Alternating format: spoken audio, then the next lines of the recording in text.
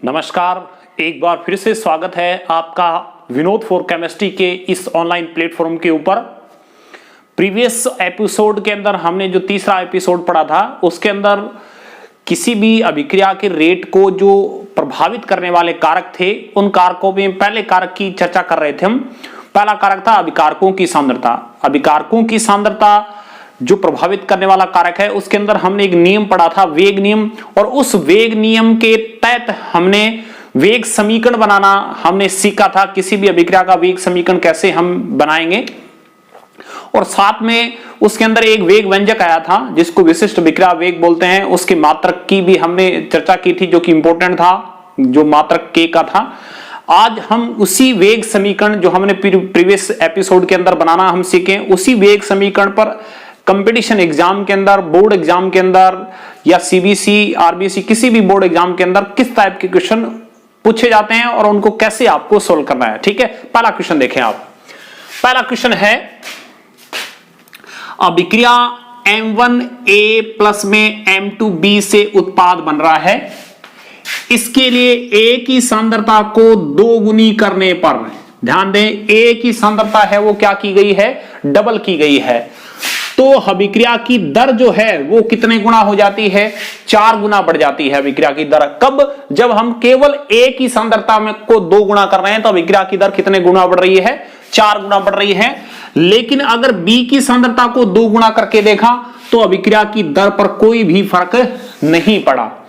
तो इस जो हमने 2 कंडीशन लगाई है, A की सांद्रता को डबल कर दें तो अभिक्रिया का जो वेग है या जो दर है वो डबल हो, 4 गुना हो जाती है।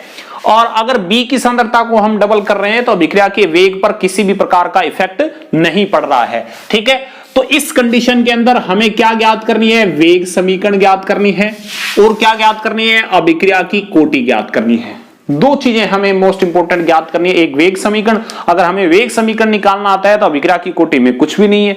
ठीक है, सबसे पहले हमने अभिक्रिया ली है M1A प्लस में M2B से बन रहा है उत्पाद।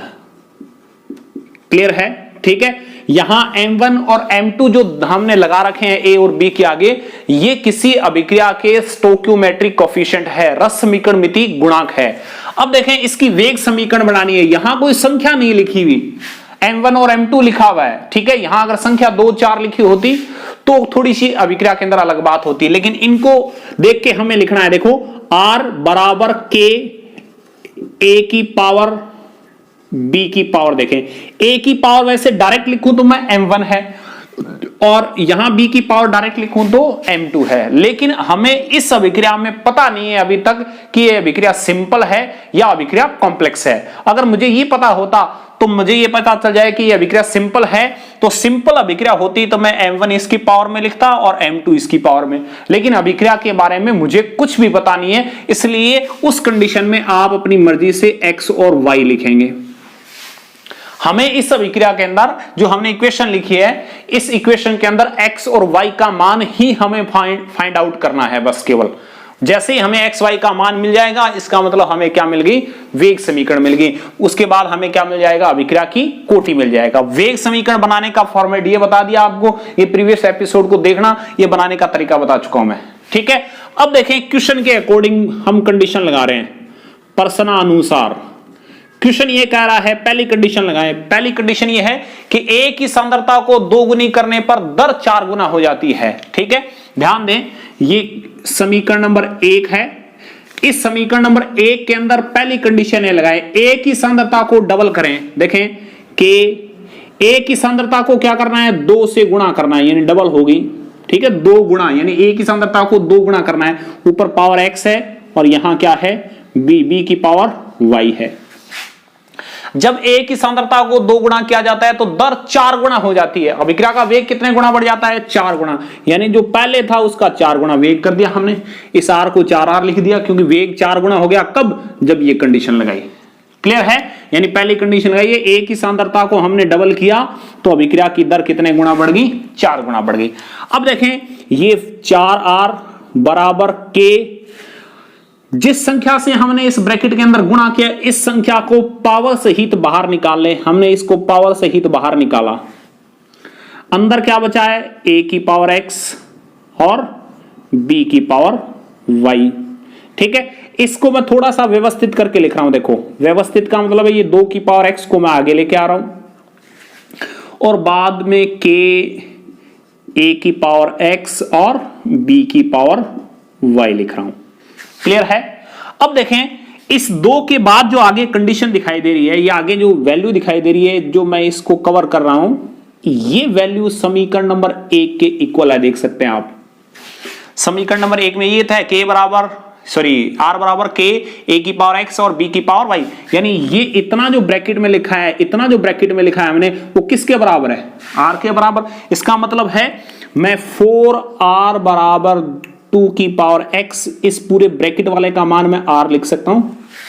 क्यों? क्योंकि ये सारा का सारा सिस्टम है वो किसके इक्वल है? r के इक्वल। अब देखें, 4r बराबर 2x की 2 की पावर x इंटू r। हमें क्या करना है? ऐसी कंडीशन में इधर भी 4r है और इधर भी 4r बनाना है, यानी इस इक्वेशन को बराबर करना है। हमें इक्वेशन को बराबर करना है तो देखें, 4r बराबर 2 की पावर x। x का मान मैं कितना रखूं कि दोनों साइड के अंदर 4r हो जाए? x का मान अगर मैं 2 रख दूं, देखो आप, x का मान 2 रख के देखें, हमने 2 रखा यहां, तो 2 की पावर 2 की पावर 2 का मतलब क्या हो गया? ये तो 4r है और ये भी क्या हो गया? 4r। यानी इक्वेशन को बराबर करने के लिए आपने x की वैल्यू कितनी रखी? वही a के रिस्पेक्ट में अभिक्रिया की कोटि है। ठीक है, यानी a के ऊपर कितना लिखा जाएगा वो आप मान आ चुका है। क्यों? क्योंकि a के ऊपर ही तो लिखा जा रहा है x, और x का मान कितना आया? 2। अब देखिए, a के ऊपर जो x लिखा है, इस x का मान कितना आया? 2। इसको बोलते हैं a के सापेक्ष अभिक्रिया की कोटि कितनी आई है? 2 आई है। अब हमें किसके सापेक्ष निकालनी है? b के सापेक्ष निकालनी है। जब a और b दोनों की निकल जाएगी तो दोनों का टोटल कर देंगे तो अभिक्रिया की क्या आ जाएगी? कोटि। हमारे पास x का मान आ गया। क्वेश्चन के अंदर दूसरी कंडीशन देखो क्या है। दूसरी ये है कि b की सांद्रता को 2 गुणा कर दिया जाए तो दर पर कोई फर्क नहीं पड़ता।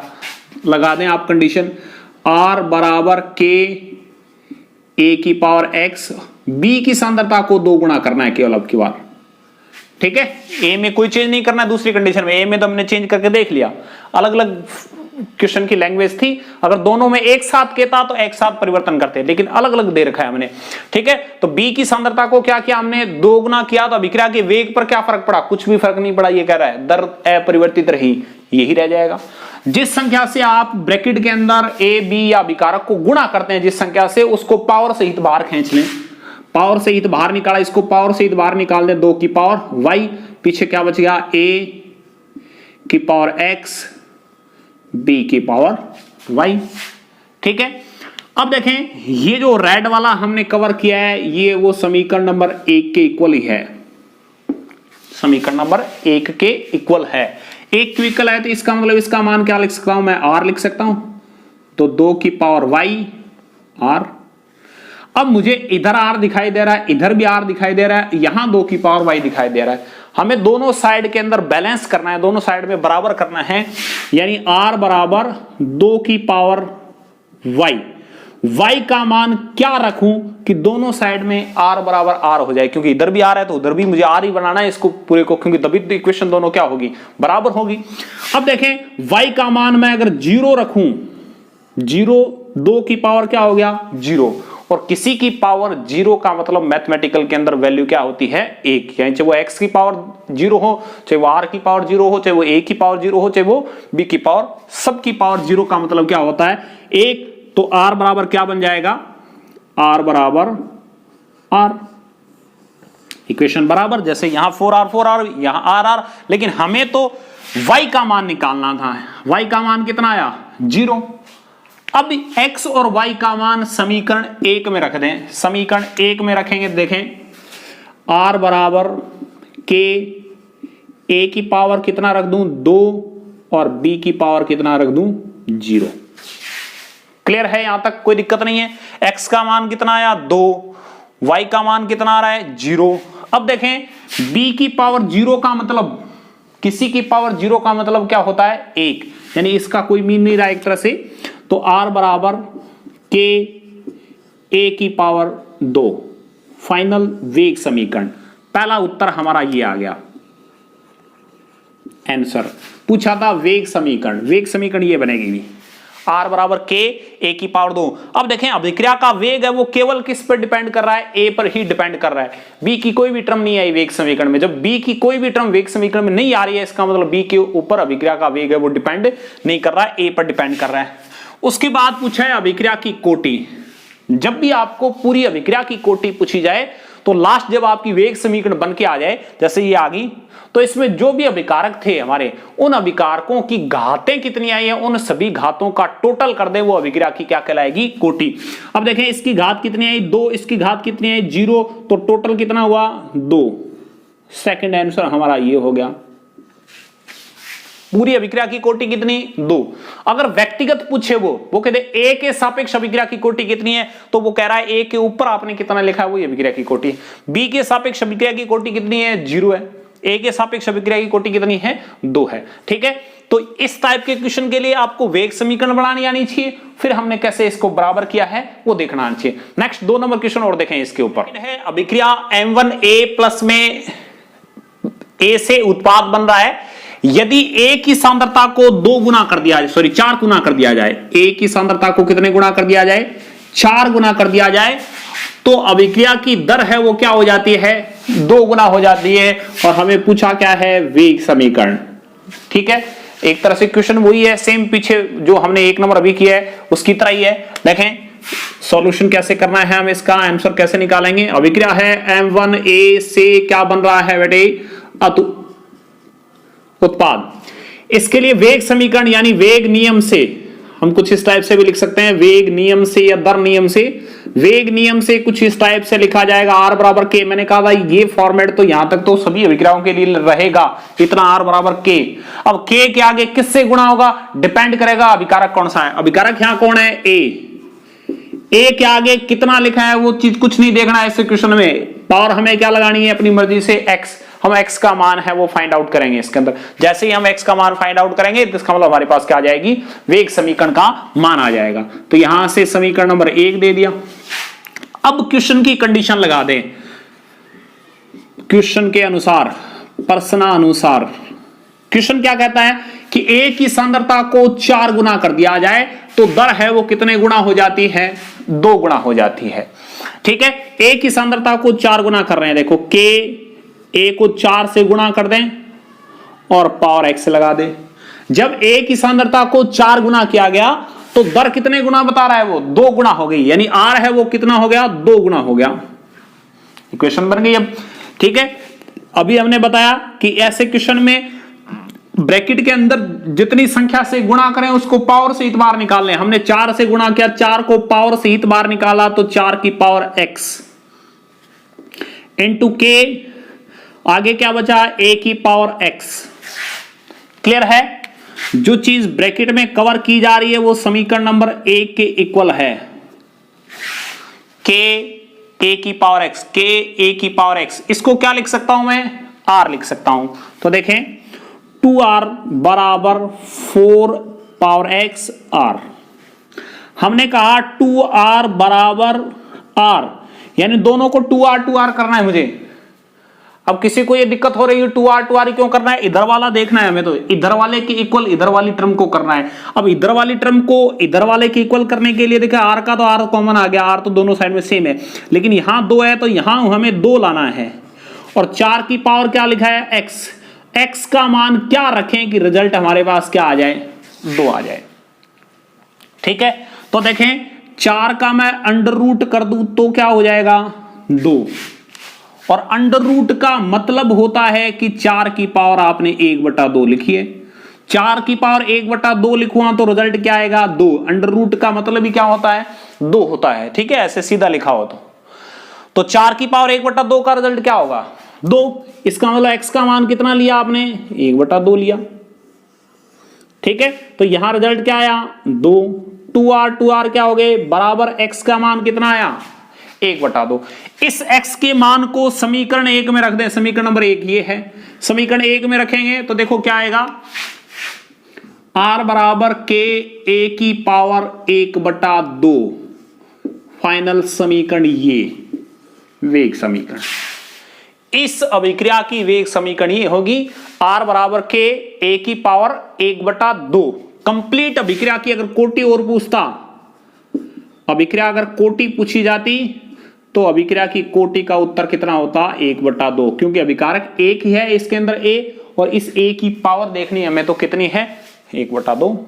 अगर अभिकारक एक और होता तो दोनों की पावर को जोड़ देता, जोड़ते अभिक्रिया की क्या आती, अभिक्रिया की कोटि। ठीक है, तो ये है सेकंड क्वेश्चन। नेक्स्ट देखें थर्ड क्वेश्चन है, अभिक्रिया M1A प्लस में M2B उत्पाद के लिए A की सांद्रता को 2 गुना कर दिया जाए तो अभिक्रिया की दर 4 गुना हो जाती है, परंतु B की सांद्रता को जब 2 गुना करके देखा गया तो अभिक्रिया की दर है वो 2 गुनी हुई।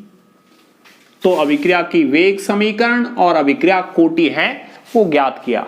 ठीक, ज्ञात कीजिए। A की सांद्रता को जब डबल करके देखा इस अभिक्रिया में तो अभिक्रिया की दर है यानी अभिक्रिया का वेग 4 गुना बढ़ गया, और जब B की सांद्रता को केवल 2 गुना करके देखा तो अभिक्रिया का वेग क्या मिला, 2 गुना ही बढ़ा, यानी अभिक्रिया का वेग पहले से 2 गुना बढ़ा। तो अभिक्रिया की वेग समीकरण क्या होगी और अभिक्रिया की कोटि क्या होगी। सबसे पहला वही फॉर्मेट क्या होगा, फॉर्मेट ये होगा कि समीकरण दे रखी है M1A प्लस में M2B से क्या बन रहा है, उत्पाद। सबसे पहले इसकी क्या बनानी है, वेग समीकरण। R बराबर K तक मैंने कहा कॉमन रहेगा। यहां A और B दो अभिकारक हैं, A इंटू B, पावर एक के x लगा दे और एक के y लगा दे। ठीक है, x और y का मान है हमें इन दो कंडीशनों से ज्ञात करना है। पहली कंडीशन देखें, प्रश्न के अनुसार लगाते हैं हम, प्रश्नानुसार हमने कंडीशन लगाई कि A की सांद्रता को 2 गुना कर दें। A की सांद्रता को हमने 2 गुना कर दिया। अभी B की सांद्रता है, जटी रखिए एक बार। देखिए यहां B की सांद्रता, अब कई सोचेगा कि परंतु B की सांद्रता को 2 गुना कर दी जाए। B के लिए फॉर्मेट अलग बनाना है आपको। दोनों को अगर एक साथ अप्लाई करेंगे तो क्वेश्चन में एक साथ ही दिया जाएगा।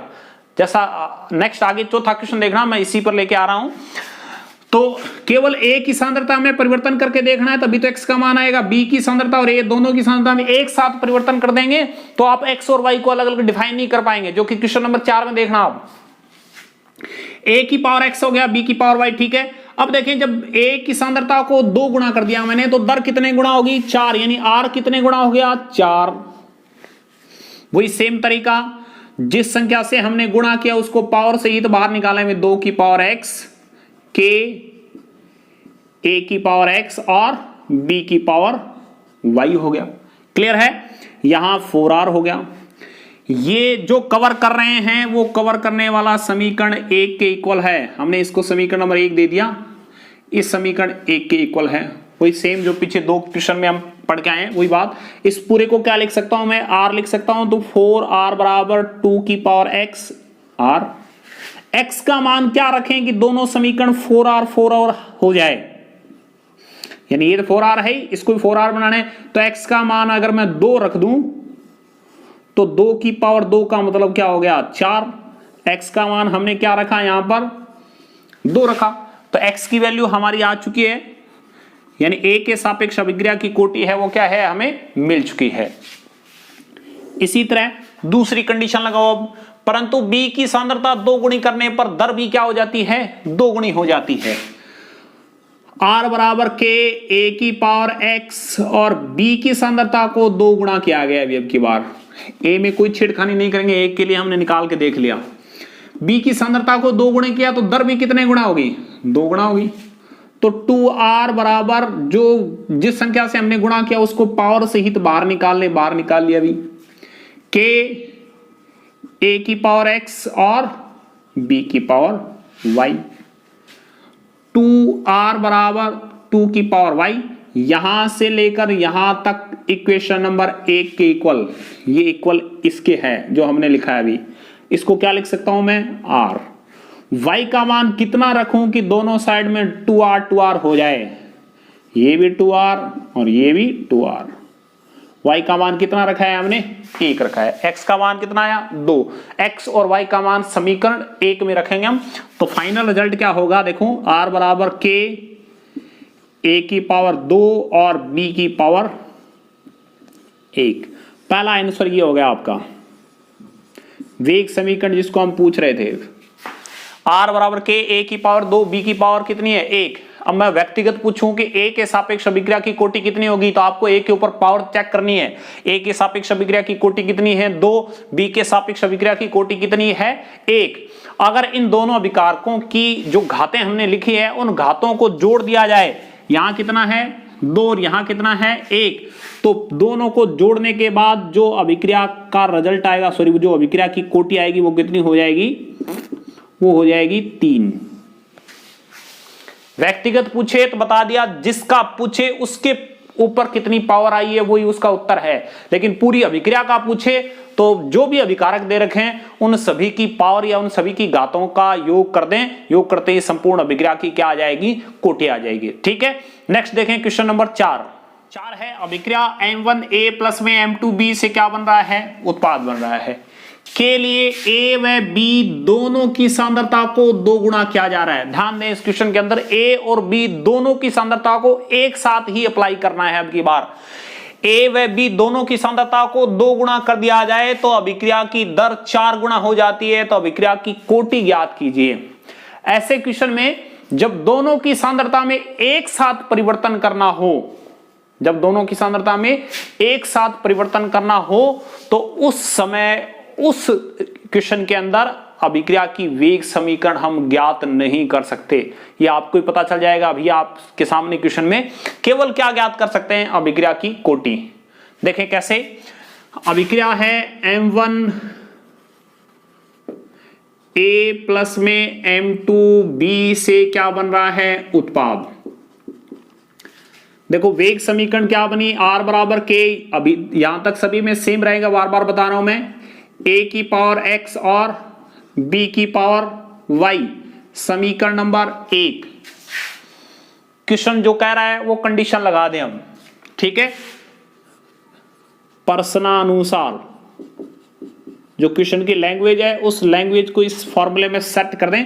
यहां कौन से नियम से बनाई है हमने, वेग नियम से ये समीकरण बनी है, ध्यान रखना, वेग नियम से जो हमने बनाई है, तीसरे एपिसोड में पढ़ना वेग नियम। अब देखें A और B दोनों की सांद्रता को 2 गुना करना है एक साथ। देखो R बराबर K, A की सांद्रता को भी 2 से गुणा और B की सांद्रता को भी 2 से गुणा करना है। जबकि प्रीवियस क्वेश्चनों के अंदर हमने A की बात कर रहा था तो A की सांद्रता को 2 गुना कर रहा था, B में कोई चेंजिंग नहीं कर रहा था उस समय।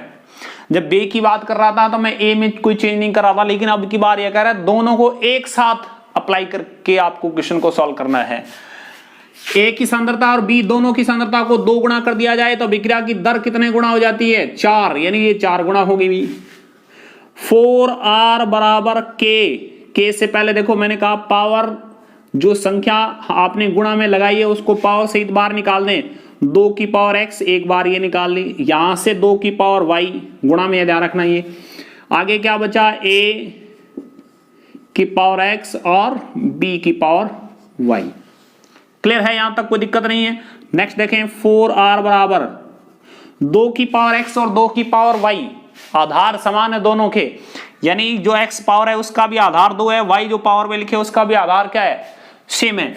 जब आधार समान हो तो घातें जुड़ जाती है, तो X प्लस Y इन दोनों को इस रूप में लिखा जा सकता है। ये वाला जो फॉर्मेट है वो समीकरण नंबर 1 के इक्वल है, देख सकते हैं इतना, ये इतना किस R के बराबर, तो इसको क्या लिख सकता हूं मैं, R।